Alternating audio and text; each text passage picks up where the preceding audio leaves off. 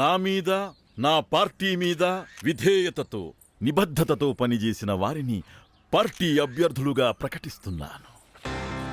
విజయనగరం వివేక గజపతిరాజు, రాజమండ్రి అచ్చయ్య చౌడు, చిత్తూరు చిన్ని కృష్ణ, ప్రకాశం వెంకటేశ్వర నాయుడు, మేడ్చల్ రవీందర్ గౌడ్, కదిరి ప్రతాప్ రవి, విజయవాడ సోమినేని నెహ్రూ, ఖమ్మం మీరాబాయ్, చంద్రగిరి సిబి నాయుడు, కర్నూలు సంతోష్ రెడ్డి, బొప్పిలి రామప్ప నాయుడు. ఇన్నేళ్ల తర్వాత మనకి మిగిలింది మట్టే. లిస్టులో మన వాళ్ళ పేర్లు 10-15కి మించి ఒక్కటంటే ఒక్కటి కూడా లేదు. అంటే మనం ఎందుకు పనికిరాని దద్దమలం అనుకుంటున్నాడా? అన్నట్టేంటి, అయినట్టే.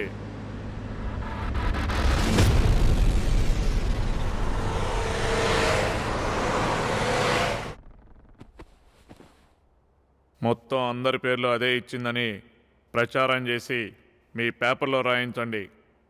ఓకే.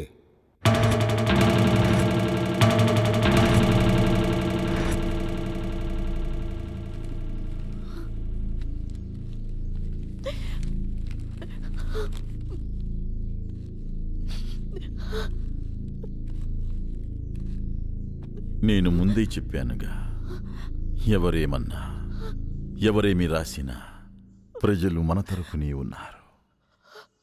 మనం ఎన్నికల మీద దృష్టి పెడదాం. మనదేశం పార్టీ హవా స్పష్టంగా కనిపిస్తోంది. అన్ని కౌంటింగ్ కేంద్రాలలో 4వ రౌండు లెక్కింపు పూర్తయ్యేసరికి మనదేశం పార్టీ అభ్యర్థులు దాదాపు 3వ వంతు ఆధిక్యంలో ఉన్నారని తెలిసింది. తుది ఫలితం ఇంకా సేపట్లో వెల్లడవుతుంది. ఇదిలా ఉండగా ప్రతిపక్ష నేతలలో ఆందోళనలు నెలకొన్నాయి. కౌంటింగ్ శిబిరాలలో చాలా ఉత్కంఠ నెలకొంది. తాజా సమాచారం ప్రకారం మనదేశం పార్టీ కనీవిని ఎరుగని రీతిలో అధికారాన్ని చేజిక్కించుకునేలా మనదేశం పార్టీ సభ్యుల సార్, మనం 190 సీట్లు లీడింగ్ లో ఉన్నాం సార్.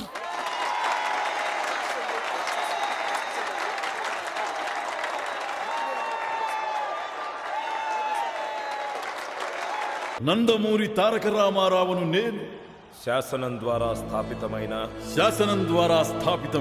భారత సంవిధానం పట్ల సత్యమైన శ్రద్ధానిష్టలు కలిగియుందుననియు, భారతదేశ సమగ్రతను, సార్వభౌమాధికారాన్ని కాపాడుదుననియు, ఆంధ్రప్రదేశ్ రాష్ట్ర ముఖ్యమంత్రిగా నా కర్తవ్యాన్ని శ్రద్ధాపూర్వకముగా, హృదయపూర్వకముగా నిర్వర్తించునని, భయ పక్షపాతాలు గాని రాగద్వేషాలు గాని లేకుండా సంవిధానమును శాసనమును అనుసరించి సర్వ విధేయులకు న్యాయము చేయుదుననియు పవిత్ర హృదయంతో ప్రతిజ్ఞ చేయుచున్నా.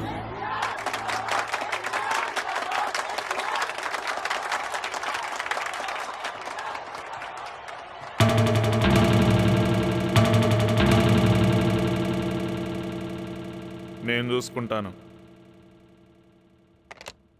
ఆయన ఏం ఆలోచిస్తున్నాడో, ఏం నిర్ణయాలు తీసుకుంటున్నాడో నాకు అర్థం కావటం లేదు. గెలిచినా ఉపయోగం లేకుండా పోయింది. అన్నిటికంటే ముఖ్య విషయం, ప్రతి మీటింగ్కి దాన్ని వెనకేసుకుని తిప్పుతున్నాడు కాబట్టి ఈ వెర్రి జనమంతా దాన్ని ఆయన రాజకీయ వారసురాలు అనుకుంటున్నారు. ఆయన పోయిన తర్వాత అదే నాయకురాలు అవ్వచ్చు. మరి ఆవిడ్ని దూరం చేయడం ఎలా? అదే నాకు అర్థం కావట్లేదు. ఈ మధ్య నన్ను కూడా దగ్గరికి రానివ్వడం లేదా ఆయన.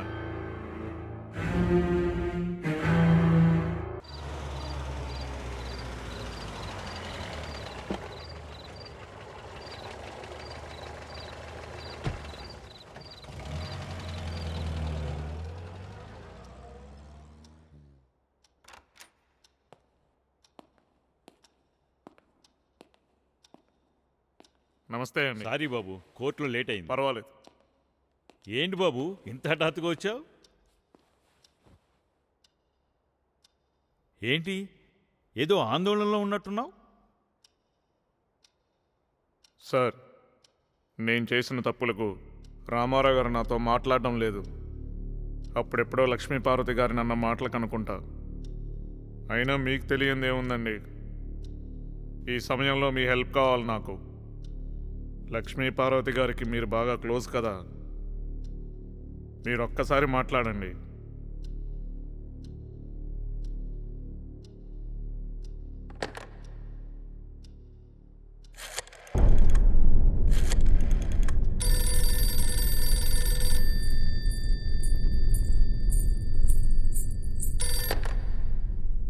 హలో. హలో చెల్లెమ్మా, బాగున్నావమ్మా? బాగున్నానన్నయ్య, మీరెలా ఉన్నారు? నేను ఫస్ట్ క్లాస్ అమ్మా, అందరం బాగానే ఉన్నామమ్మా.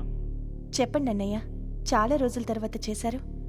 నేను ఒకటి అడుగుతాను, కాదనకుండా చేయగలరా చెల్లెమ్మా? అదేం మాట అన్నయ్య, నాకు చేతనైతే తప్పకుండా చేస్తాను, చెప్పండి. బాబుతో వాళ్ళ మామగారు మాట్లాడటం లేదని కొన్ని విషయాలు వివరించడానికి మీతో మాట్లాడుతానంటున్నాడు చెల్లెమ్మా. జస్ట్ నా కోసం అన్ని విషయాలు మాట్లాడి అపార్థాలన్నీ క్లియర్ చేసుకోమని నా రిక్వెస్ట్. ఇదిగో ఫోన్ ఇస్తున్నా చెల్లెమ్మ, ఒకసారి మాట్లాడు.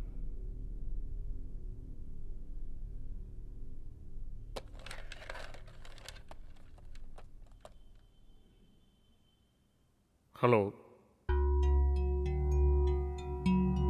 చెప్పండి బాబు. మేడం, మీ గురించి ఆయనతో అప్పుడెప్పుడో అన్న మాటలకు ఆయన నా మీద చాలా కోపంగా ఉన్నారు. నేనేదో అపార్థం చేసుకుని అందరి తరపున అలా వచ్చి మాట్లాడానే కానీ ఉద్దేశపూర్వకంగా కాదు. ఈ సమయంలో నన్ను పార్టీ కార్యక్రమాలకు దూరం పెడితే చిత్తూరు వెళ్ళి జైల్లో వ్యాపారం చేసుకోవడం తప్ప నాకు వేరే దారి లేదు. చెప్పుడు మాటలు విని నేను మిమ్మల్ని అన్న మాటలన్నీ మర్చిపోవాలి. దయచేసి. లేదు బాబు, మీరెప్పుడైనా నిజం గ్రహిస్తారని ఆశతో ఎదురు చూస్తున్నాను. నేనే తప్పు చేయలేదు. చాలా పవిత్రంగా మీ మామగారి జీవితంలోకి అడుగు పెట్టాను. నేను మీ పట్ల అన్న మాటలకు నన్ను క్షమించండి. చాలా సంతోషం బాబు. ఆయన కుటుంబానికి దగ్గర కావాలనేదే నా తపన. మనమందరం కలిస్తే ఆయన మనసుకి ప్రశాంతత వస్తుంది. ఇంకా త్వరగా ఆయన ఆరోగ్యం మెరుగుపడుతుంది. బాబు, నాకు ఈ రాజకీయాల గొడవ తెలీదు. కేవలం ఆయనకి సహాయకురాలిగా ఉన్నానంతే. నన్నేం చేయమంటారో చెప్పండి. ఆయనతో మీరే ఎలాగైనా మాట్లాడాలి, దయచేసి. అర్థమైంది. కానీ మీ మీద ఆయనకి చాలా అపనమ్మకాలున్నాయి. మీ విశ్వాసాన్ని నిరూపించుకోవాల్సిన అవసరం ఉంది. నాకు ముందు మాటివ్వండి, ఆయన ఉన్నంత వరకు ఏ హాని తలపెట్టనని. ఆయన లేకపోతే నేను లేను మేడం. ఇంకెప్పుడు ఆయన నొప్పించే ఏ పని చేయనని నా కొడుకు లోకేష్ మీద ఒట్టేసి చెప్తున్నాను.